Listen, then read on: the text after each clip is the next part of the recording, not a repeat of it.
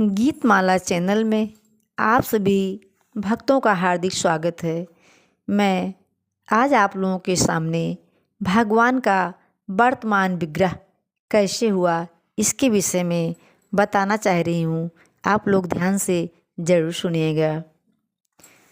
कलयुग में श्री भगवान बद्री विशाल जी का विग्रह शालिग्राम शिला द्वारा प्रकट हुआ है। भगवान के स्वरूप की स्थापना कब और किसके द्वारा की गई इसका स्पष्ट प्रमाण नहीं मिलता। इस विषय में जानने के लिए पुराण ही हमारे अवलंब हैं। श्री भगवान सतयुग में बद्रिका आश्रम में साक्षात रूप से निवास करते थे। त्रेता युग में योगाभ्यासी ऋषिगण ही योगाभ्यास द्वारा भगवान के दर्शन करते थे, परंतु द्वापर आने पर जब श्री भगवान श्री कृष्ण अवतार धारण करने लगे तो ज्ञाननिष्ठ ऋषि मुनियों को भी भगवान के दर्शन दुर्लभ हो गए। साथ ही देवता भी भगवान के दर्शन सुख से वंचित हो गए। भगवान के दर्शन न होने पर वे सब घबरा गए और अत्यंत दीन स्वर में भगवान से प्रार्थना करने लगे, हे प्रभु, आप ही हमारे एकमात्र अवलंब हैं।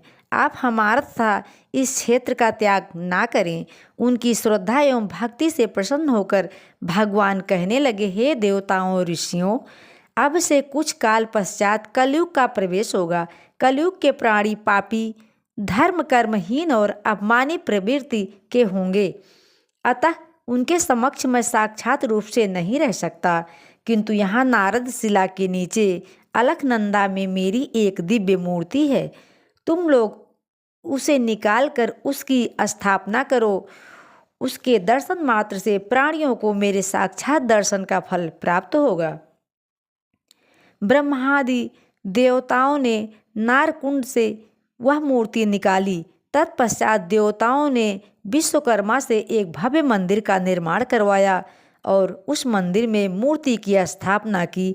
नारद जी उनके प्रधान अर्चक नियुक्त किए गए और यह प्रावधान रखा गया कि श्री भगवान की पूजा 6 माह मनुष्यों द्वारा तथा शेष 6 माह देवताओं द्वारा की जाएगी। आज भी इस नियम का पालन किया जाता है।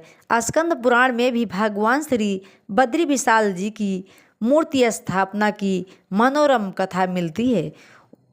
इसके अतिरिक्त स्वयं शंकर जी अपने पुत्र स्कंद जी से कहते हैं कि हे पुत्र, कलयुग आने पर मैं नारद कुंड से मूर्ति को सन्यासी श्री शंकराचार्य के रूप से उठाकर स्थापित करूंगा, जिसके दर्शन मात्र से कैसे भी पाप क्यों ना हो, उनके पाप उसी प्रकार भाग जाएंगे जैसे सिंह को देखकर हाथियों के झुंड भाग जाते हैं। कालांतर में भगवान शंकर ने श्री शंकराचार्य के रूप में जन्म लिया और बद्रीपुरी में भी श्री बद्री विशाल जी की मूर्ति स्थापित करके जन जन को अपने पुण्य कार्य से कृत कर दिया। जय श्री बद्री विशाल नाथ जी की।